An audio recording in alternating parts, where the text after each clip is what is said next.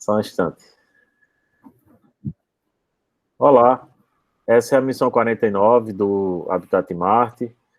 Hoje nós vamos ter uma apresentação de Edel Mary sobre como é que poderia ser um centro de lançamento e pouso em Marte, né? Edel, ela é pesquisadora da UFESA. Então, Edel, fica à vontade aí para iniciar a sua apresentação. Obrigado, professor, pela introdução. Então, bom dia, pessoal. Fiquei responsável pelo centro de lançamento. Espero que eu faça uma boa apresentação, que vocês me entendam bem. Então, vamos lá.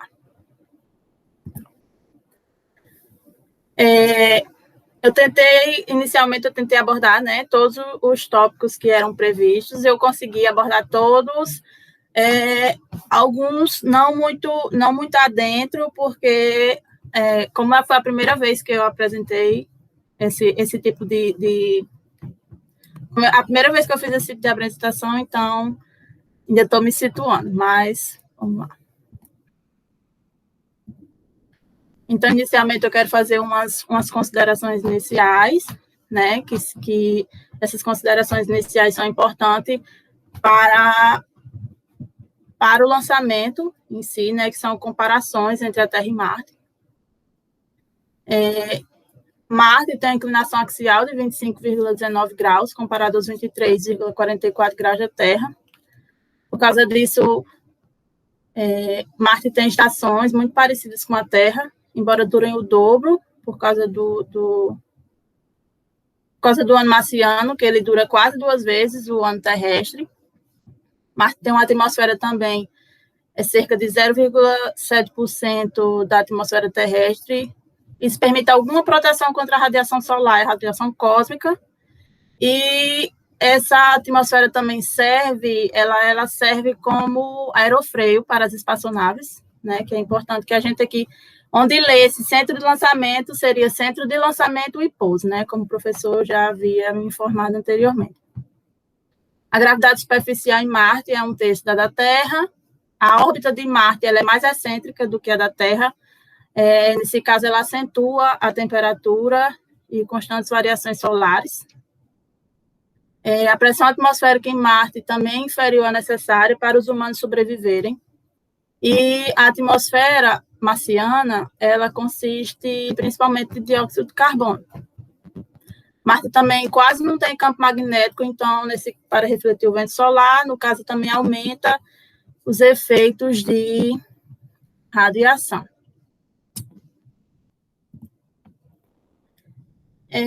Vou começar aqui também fazendo outra consideração que para as indústrias aeroespacial, né, a parte mais importante de visitar Marte seria como sair de lá, que até hoje essa é a tarefa ainda mais difícil, né? Então, aqui a NASA, ela propõe um veículo de ascensão de Marte, né? O Mars Ascent Vehicle. Essa imagem aqui ela é da NASA. Então, uma das dificuldades desse MAVE, que a gente abreviando, né?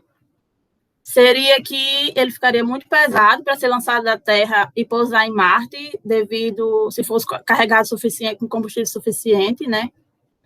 Nesse caso, outra dificuldade seria que o veículo teria que ser pré-montado e enviado a Marte antes da chegada dos astronautas, e ele faria o seu próprio propelente. Além disso, ele teria que ser construído resistente o suficiente para permanecer totalmente operacional, sendo atingido lá por tempestades de poeira, radiação, esse tipo de coisa.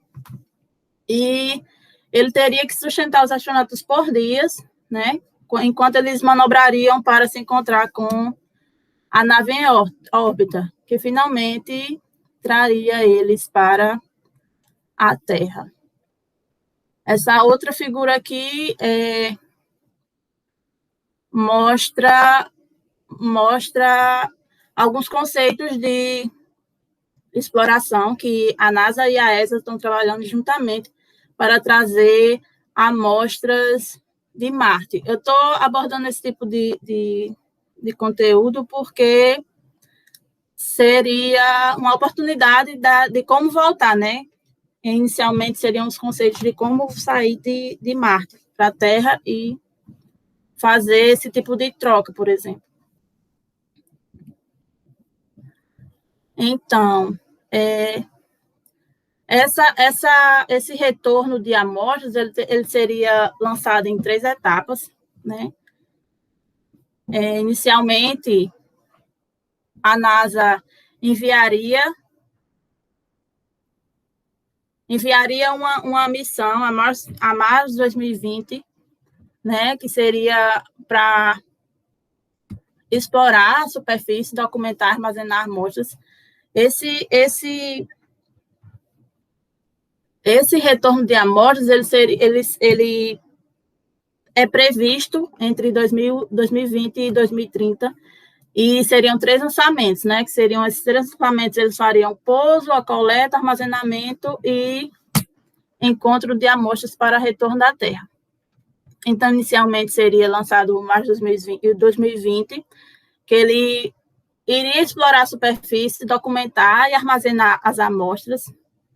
Posteriormente, a NASA enviaria outra missão, né? Que seria um módulo de recuperação de amostras, que a partir, ele pousaria, né, numa plataforma perto do local do Mars 2020, e a partir daí, um rover da Agência Europeia, ele sairia para recuperar essas amostras, ele sairia aqui para recuperar essas amostras que foram colocadas em locais estratégicos, né? Nesse caso, pelo veículo anterior. Então, depois de que ele coletaria, ele retornaria à plataforma do módulo de pouso e ia carregar um recipiente no MAV, né? Que seria esse veículo de ascensão. E, no caso, esse veículo, ele faria sua primeira decolagem de Marte e carregaria o contêiner para a órbita, né? Ele enviaria esse contêiner para a órbita. Então, haveria outra missão, né? Nesse caso aqui da ESA, uma terceira missão, que ele é programado para capturar o recipiente que estaria orbitando em Marte, né? Com essas amostras terrestres de Marte. Então, essa espaçonave, ela retornaria à Terra, onde lançaria a cápsula, né, para que ela adentrasse a órbita da Terra e fosse possível coletar essas amostras que estariam seladas em tubos, né, e seria um possível retorno à Terra. Aqui eu coloquei uma imagem de um MAV do filme, o Perdido em Marte, de 2015. Ele é um protótipo, assim, mais futurístico, mas não deixa de ser um MAV. Aqui também eu quis colocar esse que seria aqui como seria feito um pouso, né, de um MAV. Aqui a legenda ficou aqui trocada. O que aconteceu? Depois eu ajeito. Então, aqui seria mais ou menos como ele faria o pouso, né? Então, como a atmosfera ela é espessa, ela é fina, mas ela é espessa o suficiente para produzir aquecimento por atrito, né? Mas ela é muito fina para que se pudesse usar um paraquedas, por exemplo, para reduzir a velocidade de um objeto tão grande como seria o MAV, né? E o módulo de pouso. Então, o que acontece? Após ele descer a superfície, seria aberto um escudo inflável, né, que diminuiria essa velocidade de queda de 2 a 3 vezes a velocidade do som, e depois ele se separaria. Após isso, os motores do foguete no módulo de descida, eles levariam o MAV o restante do caminho até o pouso. Após ele pousar, ele produziria seu próprio combustível, né? Ele fabricaria seu próprio combustível através da atmosfera marciana, que é 95% de dióxido de carbono. Ele produziria também para reduzir a massa de carga inicial, né? Inicialmente. Posteriormente, um rover pressurizado, os astronautas eles iriam vestir seus trajes espaciais, né? E embarcariam no MAV por meio de um túnel, que seria aqui no 4. Após isso, a tripulação decolaria, voando no MAV, né?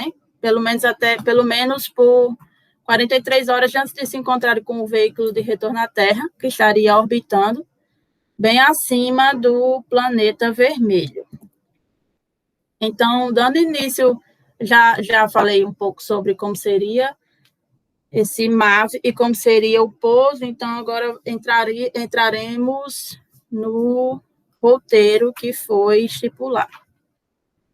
Então, aqui eu vou falar um pouco sobre o controle de lançamento, centro de controle de lançamento e sobre a plataforma de lançamento, que elas estão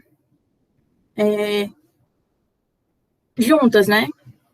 Então, aqui eu fiz um círculozinho para mostrar mais ou menos. Peraí. Pronto. Deixa eu ver se tem alguma coisa mais para falar, não. Sim, só um comentário. A zona de pouso, lá quando ele for pousar, deve ser localizada em baixa elevação, né? A menos de 40 graus de latitude, que seria um local de melhor produção de energia solar. E outra coisa que deve enfatizar sobre os voos é que só são possíveis, né, essa troca por alguns meses durante o ciclo de 26 meses, né, por causa que Marte e Terra, eles giram em períodos diferentes. Então, não é sempre que você pode fazer essa conexão. Então, dando continuidade aqui, design interno, funcionalidades, setores de instalação e infraestrutura. Como já foi falado anteriormente, seria esse tipo de estrutura de três pisos, 3 andares, ou 2 andares, né? Então, aqui no térreo ficaria a cozinha, o lazer e o jardim vertical. No meio seria aqui dormitório, sala de estudo e banheiro. E em cima, o centro de controle de lançamento, que eu coloquei em cima, porque teria uma visão mais ampla do que está acontecendo ao redor de todo ali daquele campo, né? Da estrutura. Então, o ideal aqui é que tenha uma distância. Esse corredor eu coloquei que seria o corredor, esse corredorzinho aqui, né? De acesso à plataforma de lançamento. Então, a distância seria pelo menos 600 metros, né? A distância entre o centro de controle e a base de lançamento. Essa distância aí, para que não haja tanta poeira ou caso haja algum acidente na plataforma de lançamento, dá tempo de fazer algum protocolo emergencial.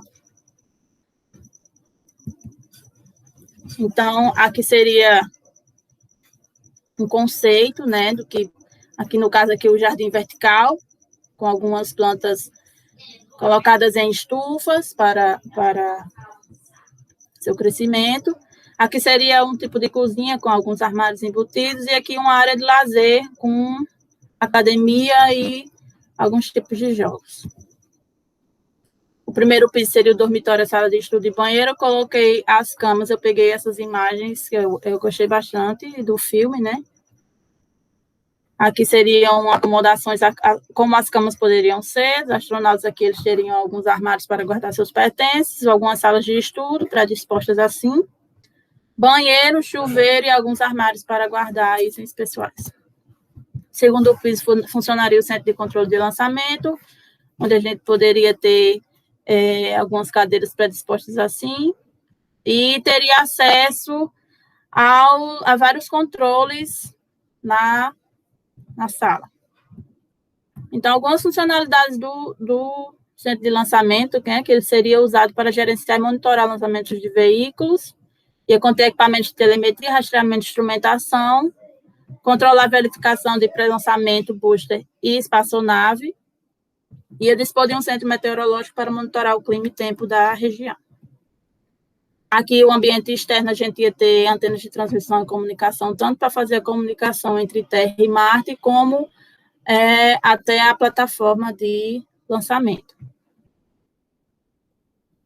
Na plataforma de lançamento, que seria a partir de onde os foguetes ou veículos seriam lançados, a gente tem uma torre principal e estruturas de serviços auxiliares e de apoio de lançamento. Essas estruturas de serviço, elas permiteriam acesso à plataforma para inspecionar o foguete antes de lançamento, fazer limpeza, esse tipo de coisa. A maioria das estruturas de serviço, elas podem ser movidas ou rotacionadas para uma distância segura, né? E também para mover o próprio veículo de lançamento. Essas estruturas de apoio, elas são usadas para carregar combustível, recuperar dados dos instrumentos internos do foguete. O foguete ficaria apoiado numa base de lançamento, né? E essas bases de lançamento, elas devem ter deflexões para os gases sob pressão e intenso calor, né? Pelos motores do foguete no momento da partida. Aqui seria um exemplo também de uma plataforma de lançamento, com a torre e a base. É necessário também que haja outras estruturas de apoio perto, entre a plataforma de lançamento, que não fique tão perto da plataforma de lançamento, mas que fique em algum lugar estratégico que seja viável, né, quando se precisa, porque essas estruturas de apoio, elas vão ser necessárias, por exemplo, para a preparação dos propulsores, onde seriam montados os motores dos foguetes. Então, é necessário que ele fique perto da plataforma de lançamento e não muito perto do próprio centro de lançamento. Teria que ter uma estrutura de preparação de carga útil para fazer limpeza, para que não haja comunicação com bactérias, calor, umidade e outro tipo de contaminação. Seria necessário uma segurança contra incêndio, por exemplo, uma sala para que dispusesse de segurança contra incêndio, para eventuais emergências durante o lançamento.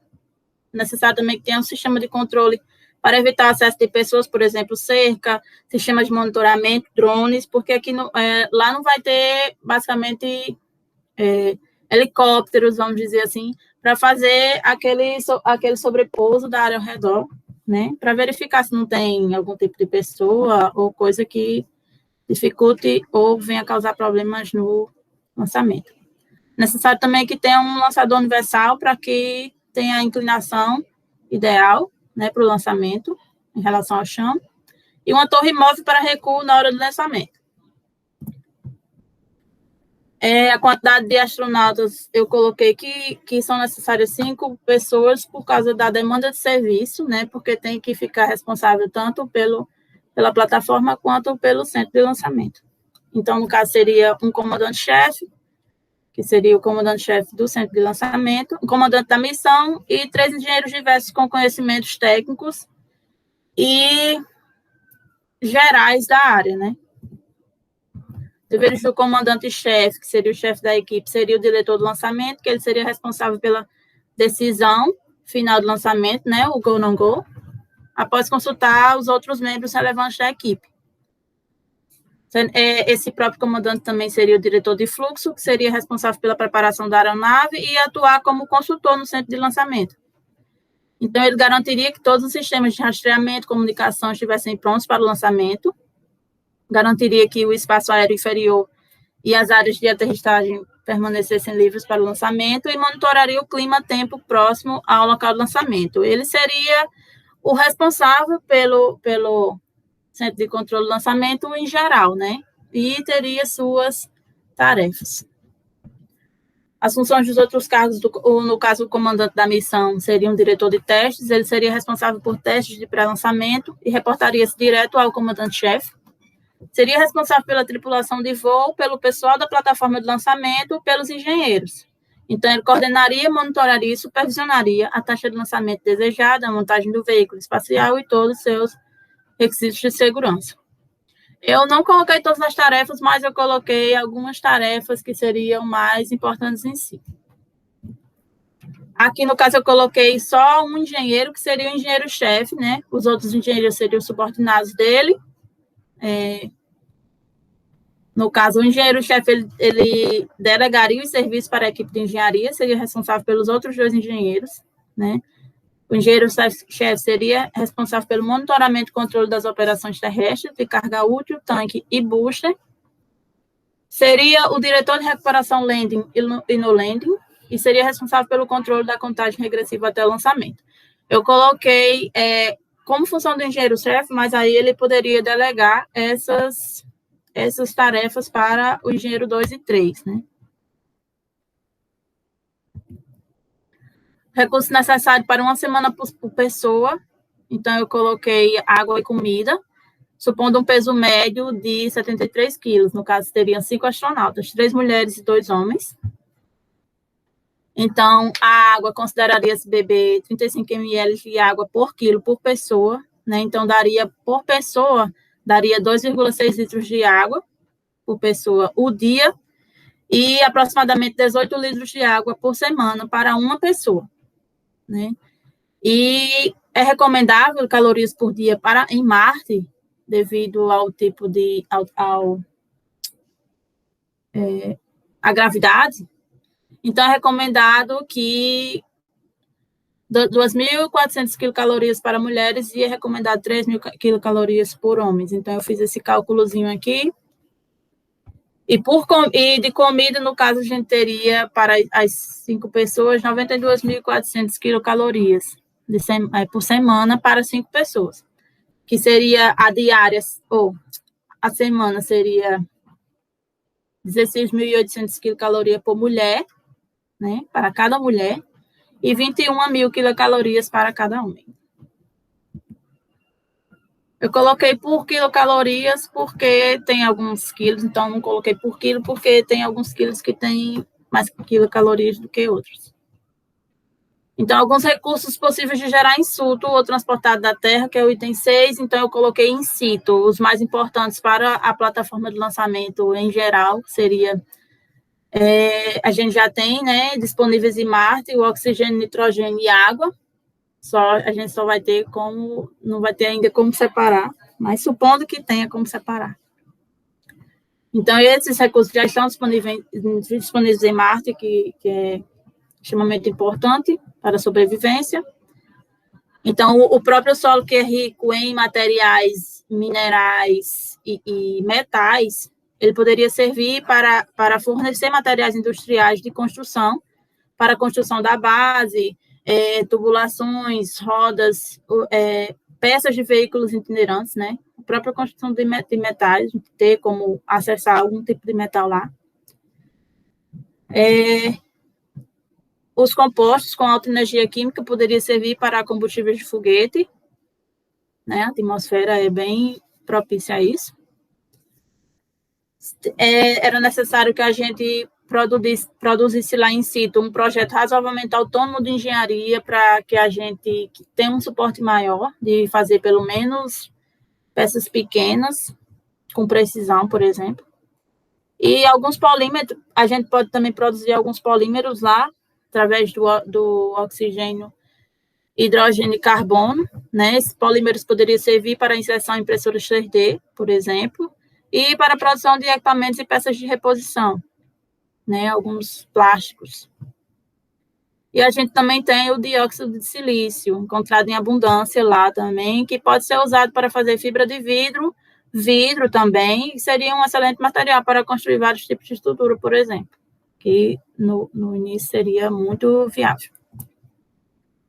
Alguns recursos que teriam que ser transportados da Terra, por exemplo, seriam os sistemas de controle elétricos e mecânicos, um hardware operacional que a gente necessitaria de início, né? Instrumentação inicial para desenvolvimento de outros produtos e um maquinário bruto para a produção de outros produtos. Esse maquinário bruto, que eu quis dizer, seriam máquinas de construção mecânica, por exemplo, para que a gente dê início ao processo de transformação no nosso centro. Algumas tecnologias que seriam necessárias para a operação da instalação eu citei algumas, eu sei que tem mais, mas aí de início, a gente pode citar algumas, por exemplo, como desenvolvimento de tecnologias para construir nossos próprios veículos, para que não tenha que estar sendo transportado da terra para cá, que seria uma carga útil a ser desperdiçada, por assim dizer, né? Poderia trazer outras coisas ao invés de peça para veículo. Seria ideal também um sistema de mapeamento e navegação próprio para quando for preciso sair das instalações, habitat de montanhas, crateras, e serviria também como próprio GPS para você retornar à sua instalação. Seria bom também um sistema próprio de comunicação por ondas de rádio, né? Devido ao sinal da Terra demorar um pouco para chegar lá a Marte e não ter que ficar dependente, né? Desse tipo de coisa, pode ter que haja falha, pode ser que... Então, seria ideal um sistema próprio de comunicação por ondas de rádio para fazer a comunicação. Seria ideal também sistemas e métodos ópticos de rastreamento orbital para fazer o rastreamento dos veículos que forem colocados em órbita. E ideal também um veículo rover tripulado do tipo van, né? Trajes especiais e, se possível, até aeronaves. Drones ou algum tipo de helicóptero adaptado para o planeta. Algumas orientações a serem fornecidas para outras instalações. E estação inteira seria que a estação de energia ela teria que ser avisada com antecedência, né, para que não haja algum tipo de pane na hora do lançamento, né, na hora do 3, 2, 1, do segundo final, e dá uma pane lá. Então, a estação de energia teria que ser comunicada sempre antes do lançamento, para que não aconteça algum tipo de problema desse tipo. O pessoal do centro médico sempre ficar atento, né, durante a preparação do lançamento, por exemplo, para possíveis acidentes, né, devido a mexer com o combustível, ele ser bastante explosivo, então pode acontecer algum acidente desse tipo. Então, o centro médico sempre... Eu coloquei durante a preparação do lançamento, porque é bom que durante o lançamento não tenha ninguém lá, né? Então, coloquei durante a preparação. Então, eu coloquei aqui um possível auxílio do pessoal de engenharia para montagem de estruturas externas lá da plataforma de lançamento, aparelhagem e desenvolvimento de softwares, esses softwares que a gente precisaria, arquitetura de computador, esse tipo de coisa. E seria necessário que todo o habitat ele deve estar ciente de protocolos de segurança, combate a incêndio e explosões, né? Evacuação rápida, esse tipo de coisa, para se houver algum problema generalizado. Algumas diretrizes a serem aplicadas à vida diária na Terra seria que houvesse investimentos em tecnologias de emancipação do planeta, para que não precisasse ficar fazendo essas viagens. Então, seria necessário sempre estar inovando nas tecnologias. Alguns protocolos e rotinas específicas de instalação eu coloquei. Não desenvolvi porque alguns protocolos eles têm mais de 100 passos, então ficaria muito inviável aplicar aqui nesse momento.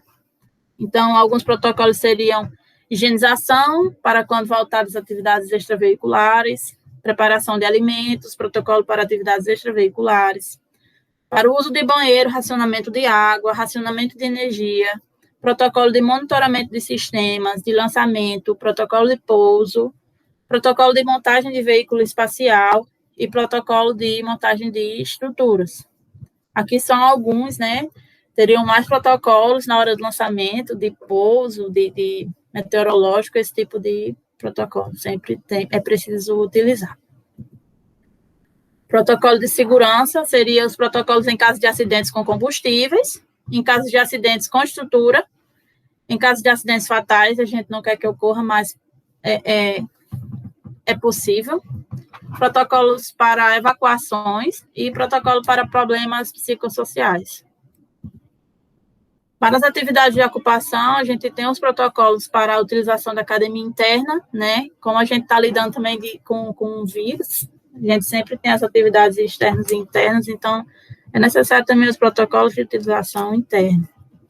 Da academia, para uma possível socialização com membros de outras estruturas, é necessário um protocolo, né? E para a utilização do espaço de lazer, porque está sendo utilizado ali por todos, então a gente não quer infectar nada. Para a microprodução de alimentos, a gente teria um protocolo para a plantação do jardim vertical. Eu coloquei só esse, porque já foi abordado anteriormente, na parte de estufa, então não quis adentrar muito esse tópico. Para a impressão 3D, a gente teria um protocolo para uso de software de impressora 3D e para uso de material disponível para que não haja... perdi a palavra. Para que não haja uso desnecessário, né, do material disponível. E aqui eu coloquei uns vídeos sobre tópicos úteis, que seria o centro de lançamento da NASA, né, mostrando como funciona o centro de lançamento, mais ou menos, e algumas das tecnologias que seriam viáveis para os humanos adentrarem e pousarem em Marte. E é isso, muito obrigada. Aqui são as referências.